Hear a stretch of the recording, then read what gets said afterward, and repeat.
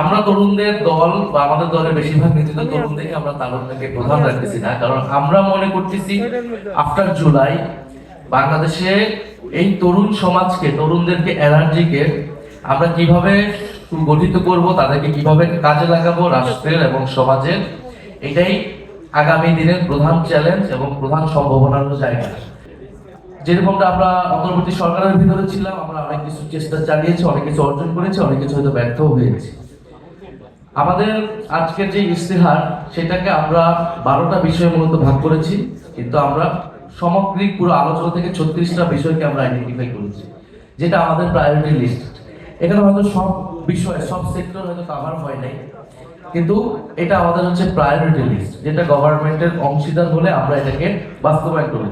আমরা এই কারণে বলতেছি, কারণ আমরা গভর্নমেন্টের অংশীদার হবো, কারণ এটা আমরা একটা জোট প্রক্রিয়া আছি, এবং এই জোটে ভিন্ন ভিন্ন আদর্শের দল থাকলেও এই জোট সরকার গঠন করলে কোনো নির্দিষ্ট দলের আদর্শ সরকারের নীতি বা সরকারকে ডমিনেট করবে না বা গাইড করবে না, বরং আমরা একটা সমন্বিত জায়গায় যে কাজ করব, এবং আমাদের যে ন্যূনতম রাজনৈতিক কর্মসূচি, সংস্কার, বিচার, দুর্নীতি এবং আধিপত্যবাদ বিরোধিতা, সেই জায়গাতে আমরা হয়তো ঐক্যের জায়গায় থাকবো। টানা তৃতীয়বার অর্জন করেছে দেশের সেরা সুপার ব্র্যান্ড স্বীকৃতি বসুন্ধরা টিস্যু। ফলে এই কারণে এনসিপি তাদের নিজস্ব ইশতেহার দিচ্ছে, যেটা সে বাস্তবায়নের জন্য বদ্ধপরিকর থাকবে, এবং আমাদের এই ইশতেহারটাও বিচ্ছিন্নভাবে আজকে আসে নাই। আমি 3রা আগস্টের কথা বললাম, এরপরে দল গঠনের প্রক্রিয়াতে জাতীয় নাগরিক কমিটি, বৈষম্যবিরোধী ছাত্র আন্দোলন, এনসিপি, জুলাই পদযাত্রা, এর মধ্যে দিয়ে কিন্তু আমরা সারা দেশের বিভিন্ন মানুষের সাথে কথা বলেছি, আমরা বিভিন্ন সেমিনার করেছি, বিভিন্ন এক্সপার্ট তাদের মতামত নিয়েছি।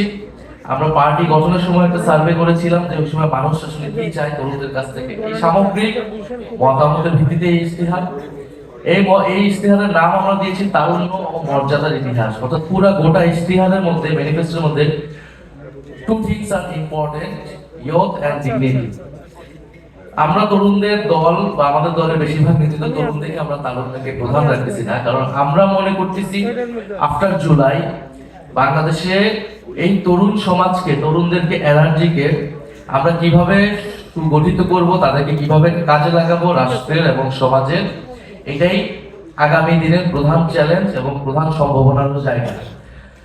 কারণ আমাদের এই সময় যত সংখ্যক তরুণ আছে, তাদের মধ্যে জুলাই গণঅভ্যুত্থানের ফলে যে দেশপ্রেম তৈরি হয়েছে, আকাঙ্ক্ষা তৈরি হয়েছে, রাজনৈতিক সচেতনতা তৈরি হয়েছে, এবং তরুণদের যে সংকট, বিশেষত কর্মসংস্থান, তাদের লাইফস্টাইল, জীবন এবং জীবিকার যে সংকট, সেটাকে অ্যাড্রেস করে আমরা কিভাবে একটা ইয়ং জেনারেশন আমরা তৈরি করতে পারি। আমাদের যে দেশের 60s জেনারেশন যারা, তারা একটা লড়াই সংগ্রামের মধ্য দিয়ে আজকের বাংলাদেশের স্বাধীনতা সংগ্রাম